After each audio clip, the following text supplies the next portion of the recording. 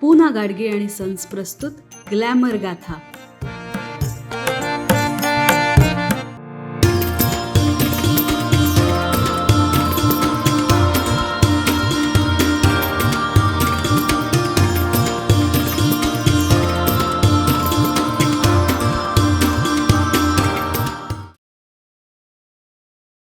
नमस्कार. ग्लॅमर गाथाच्या आजच्या या भागात मी मधुरा तुमच्या सगळ्यांचं स्वागत करते. तुम्हाला माहिती आहे, आज मी ज्या कवींबद्दल बोलणार आहे त्यांनी शाळेत असतानाच विलापिका नावाचा एक शोकात्मक काव्यप्रकार लिहिला होता, तेही त्यांच्या आवडत्या शिक्षकांच्या आकस्मिक निधनामुळे. त्यांनी लिहिलेली विलापिका इतकी उत्तम होती की ती वाचून शाळेतल्या बऱ्याच शिक्षकांनी त्यांचं कौतुक केलं. पण एका शिक्षकाने मात्र त्यांना विचारलं की तूच लिहिलंयस की कोणाकडून लिहून घेतलंयस. पुढे या लेखकाने अनेक अजरामर कविता आणि लेख लिहिले. त्या लेखकांचं नाव आहे वसंत बापट.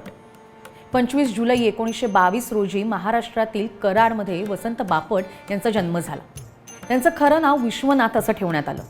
वसंत बापटांचे वडील न्यायाधीश होते आणि त्यांना संस्कृत विषयाची जगन्नाथ शंकर शेठ स्कॉलरशिपसुद्धा मिळाली होती. त्यांनीच वसंत बापटांना संस्कृतची गोडी लावली. त्यांचं महाविद्यालयीन शिक्षण पूर्ण होईपर्यंत देशाला स्वातंत्र्य मिळालेलं होतं. मग नंतर त्यांनी अध्यापकाची नोकरी स्वीकारली.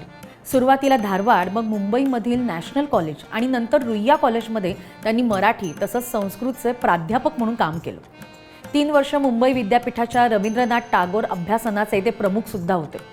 वसंत बापटांच्या कॉलेजच्या दिवसापासूनच त्यांच्या लेखनाचा प्रवास खऱ्या अर्थाने सुरू झाला होता आणि 1952 साली बिजली नावाचा त्यांनी लिहिलेला पहिला कविता संग्रह प्रकाशित झाला.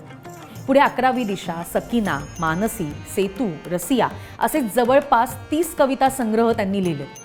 वसंत बापट यांनी बालसाहित्यात सुद्धा बरंच लेखन केलं. अबडक तबडक, चंगामंगा, फिरकी असे त्यांचे बालकविता संग्रह प्रसिद्ध आहेत. बाल गोविंद नावाचं बालनाट्य सुद्धा त्यांनी लिहिलंय. कवितांबरोबरच 12 गावचं पाणी, जिंकुनी मरणाला, विसाजी पंतांची बखर असं ललित आणि गद्य लेखन सुद्धा वसंत बापटांनी केलं. गीतकार म्हणून त्यांनी लिहिलेली गगन सदन तेजोमय, छडी लागे छमछम, उत्तुंग आमुची उत्तर सीमा, जय महाराष्ट्र, येशील येशील राणी, जय सुभाष, शिंग फुंकले रणी, चांद मातला, देह मंदिर चित्त मंदिर, रचिल्या ऋषी मुनींनी अशी अनेक गाणी आजही लोकप्रिय आहेत. साधना साप्ताहिकाच्या पहिल्या अंकापासून ते साधना साप्ताहिकाच्या 50व्या वर्षापर्यंत वसंत बापट त्याच्याशी संलग्न होते. जवळपास 14 वर्ष त्यांनी साधनाचे संपादक म्हणून काम केले. 1953 साली प्रदर्शित झालेल्या श्यामची आई या चित्रपटात त्यांनी अभिनय सुद्धा केलाय. 1942 साली महाविद्यालयात असताना वसंत बापट यांनी भारताच्या स्वातंत्र्य लढ्यात सहभागी होण्याचं ठरवलं. त्यासाठी आपलं शिक्षण सोडून ते चले जावच्या चळवळीत सामील झाले. शरद सप्रे या नावाने भूमिगत राहून त्यांनी या कामाची सुरुवात केली. याच दरम्यान पुण्यात एक गुप्त रेडिओ सुरू करण्याचं ठरवलं आणि त्यासाठी वसंत बापट पुण्यात आले. यावेळी रेडिओवर स्वातंत्र्याची जी गाणी केली जायची ना, त्या सगळ्या कविता वसंत बापटच लिहित असत. साने गुरुजींच्या मार्गदर्शनाखाली क्रांतिकारी नावाचं साप्ताहिक सुद्धा प्रसिद्ध होत असे. त्यामध्ये सुद्धा त्यांनी बरंच लिखाण केलं. या सगळ्यासाठी त्यांना काही वर्ष तुरुंगवास सुद्धा भोगावा लागला.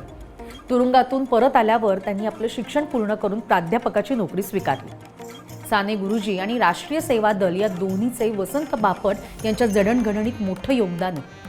1946 साली खेड्यापाड्यात स्वातंत्र्याचे विचार पोचवण्याच्या उद्देशाने त्यांनी कला पथकाची स्थापना केली. तमाशा, पोवाडा, लोकनाट्य, पथनाट्य अशा निरनिराळ्या कलेच्या प्रकारांचा वापर करून त्यांनी समाजामध्ये प्रबोधन करण्याचं फार मोठं काम केलं. वसंत बापट यांच्या मार्गदर्शनाखाली 1 मे 1960 रोजी महाराष्ट्र दिनाच्या दिवशी दिल्लीमध्ये सादर करण्यात आलेला महाराष्ट्र दर्शन हा नृत्य आणि गायनाचा कार्यक्रम प्रचंड यशस्वी ठरला. त्यानंतर भारत दर्शन, शिवदर्शन, आझादी की जंग, गोमंत दर्शन असे अनेक कार्यक्रम वसंत बापट यांनी अतिशय यशस्वीपणे पार पाडले. 60 आणि 70च्या दशकात वसंत बापट, विद्या करंदीकर आणि मंगेश पाडगावकर या तिन्ही कवींनी कविता वाचनाचे कार्यक्रम संपूर्ण महाराष्ट्रभर पार पाडले.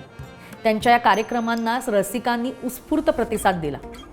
कविता वाचनाचा हा कार्यक्रम महाराष्ट्र आणि भारताबरोबरच परदेशात सुद्धा लोकप्रिय ठरला. वसंत बापट यांना त्यांच्या सेतू काव्य संग्रहासाठी आणि बाल गोविंद या बालनाट्यासाठी महाराष्ट्र शासनाचे पुरस्कार मिळाले. वसंत बापट यांच्या शिंग फुंकले रणी या काव्यसंग्रहाला NCERT या राष्ट्रीय स्तरावरील पुरस्काराने सन्मानित करण्यात आलं. 1999 साली मुंबईमध्ये पार पडलेल्या अखिल भारतीय मराठी साहित्य संमेलनाचे अध्यक्षपदसुद्धा त्यांनी भूषवले.